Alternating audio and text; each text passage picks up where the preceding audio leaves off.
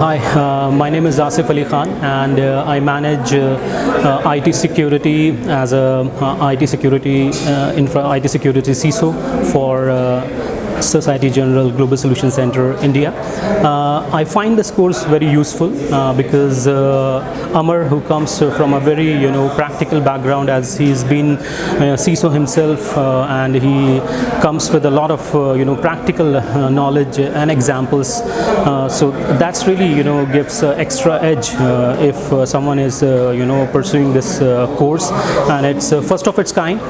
You won't find such kind of a courses available, and especially about the forum and the audience which you get, where you can have informative discussions among the participants.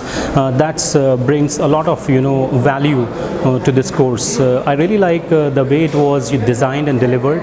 I would say that it strikes a right balance between the management and the technical practices.